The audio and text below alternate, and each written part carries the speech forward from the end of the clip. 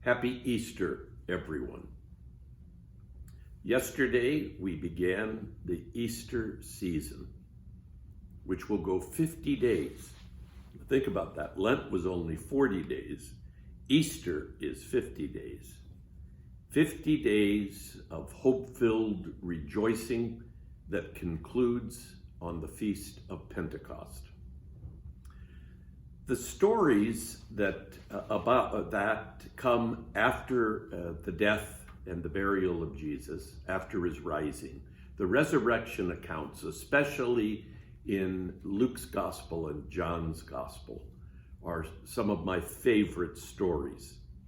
And so for the next few weeks, I'm going to be reflecting with you about those. And I encourage you, especially if you're there as families, to reflect on what exactly in those stories touches you. What exactly in those stories fills you with some joy, even tempered joy. What in those stories gives you glimmers of hope? Because if we can identify those, if we can locate those are some of those precious gifts of resurrection and new life that Jesus offers each of us, especially this Easter season, against the backdrop of stay-at-home isolation and the ongoing coronavirus pandemic. The gospel story, resurrection account I want to talk to you about is the gospel for next Sunday, the second Sunday of Easter, because it contains one of my favorite characters, Thomas. You know, sometimes it's unfortunate that because of one action, you get labeled. As Carl Neuberger said in a homily he gave as a young novice in the Jesuits, we make that into a stalled image. It's a prison. And so for Thomas, the word that is always associated with him is doubt, doubting Thomas. But in this particular story, for next Sunday, it begins with Jesus appearing to the disciples. And where are they? They're in a room behind locked doors. The only one who's not with them is Thomas. Now, what does that tell you about Thomas? What does that tell you, for instance, in our circumstances today, about the bravery and courage of those people that go out and do shopping that is needed, that is necessary, who do that not only for themselves, but for all of those people who cannot do that for themselves, who are homebound? That says a lot to me about courage, to have left the safety and security of that room and those locked doors. But poor Thomas gets remembered as doubting Thomas.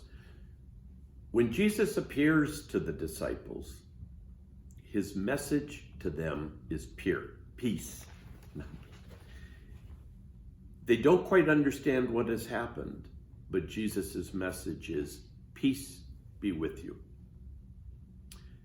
Now, Jesus stays with them, and then when Thomas comes back, they tell Thomas excitedly what has happened, and he won't believe it. He says, unless I put my finger in the marks of the teacher's hands, unless I put my hand in the wound in his side, I will not believe. So, a week later, there they are again, behind locked doors, and those locked doors can't keep the resurrected Jesus out. He appears to them again, and his message again is peace. And so he invites Thomas to put his finger in the wounds of his hands, to put his hand in the wound of his side, and to be no longer disbelieving, but to be full of faith. And Thomas gives that beautiful, beautiful prayer, my Lord and my God. And Jesus says, blessed are you, Thomas, because you have seen and you believed. But blessed are those who have not seen and yet believe. It seems to me that there are three gifts for us in this story, this resurrection story. The first gift is peace. The second gift is forgiveness. And the third gift is mission. Jesus says, I've got something for you to do. Now go do it. God knows we all could use a good dose of peace these days, couldn't we? Despite the fact that the doors were locked, where the disciples were hiding, Jesus comes and stands in their midst, and the first words out of his mouth are, peace be with you. I believe that that's one of the resurrected Christ's gift to each and every one of you, to each and every one of your families. He stands in your midst, and despite the uncertainty of how long this home confinement will go on, despite the challenges of homeschool learning, despite feeling cabin fever, his message to you, to all of us, is peace, peace. And I hope that can be an Easter gift for each and every one of you. Peace can come in big ways, and peace can come in little ways. Whether they come in big ways or little ways, may you experience Jesus' gift of Easter peace. The second gift of Easter is forgiveness. Jesus forgives the fear and the failure of the disciples. Even though they denied him, even though they ran away, even though they found it difficult to believe that he was raised from the dead, he forgives all of that. And that forgiveness brings them great peace. Every one of us could use Christ's mercy and forgiveness, and it's there for the taking. Pope Francis reminds us that the name of God is mercy. And that is one of the big Easter gifts that the resurrected Christ brings to each and every one of us. Mercy and forgiveness. Wouldn't it be wonderful, given our current circumstances, if we could share just a small bit of that mercy and forgiveness with one another? When you're tempted to get on one another's nerves, what a gift you could give one another to be merciful, to be kind, to be understanding, to be forgiving of the situation that is not your fault, that is not my fault, that is not our fault. Now, the third gift that Jesus gives in this particular story is mission. I don't know whether you remember, but at the Easter Vigil, one of the things we do is we renew our baptismal promises. Unfortunately, because of the restrictions on account of the coronavirus pandemic, we weren't able to have the baptism of our candidates, our catechumens, the elect. It will come, we hope, perhaps as early as Pentecost. But normally we would have had baptisms there, and before we had the actual baptisms at the Easter Vigil, were they to have taken place, we did a renewal of our own baptismal promises. And when we did that, that reminded us of our baptismal identity, of our baptismal commitment, and of our baptismal mission Like the first disciples, we are sent out.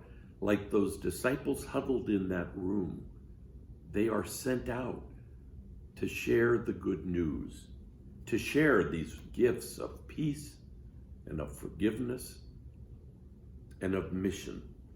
God has got something for each one of us to do in Jesus Christ.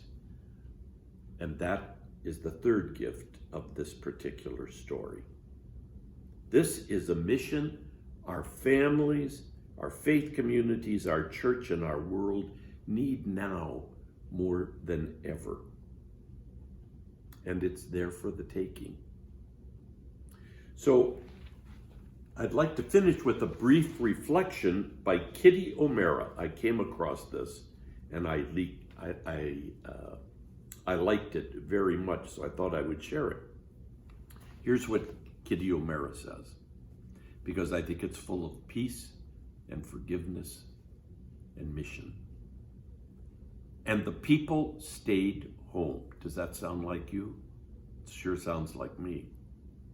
And the people stayed home and read books and listened and rested and exercised and made art and played games and learned new ways of being and were still and listened more deeply. Some meditated, some prayed, some danced, some met their shadows, and the people began to think differently. And the people healed. And in the absence of people living in ignorant, dangerous, mindless, and heartless ways, the earth began to heal. And when the danger passed and the people joined together again, they grieved their losses and made new choices and dreamed new images and created new ways to live and heal the earth fully as they had been healed. So my Easter prayer for all of you is that you stay grateful, stay hopeful, and especially stay safe. Easter blessings on each and every one of you.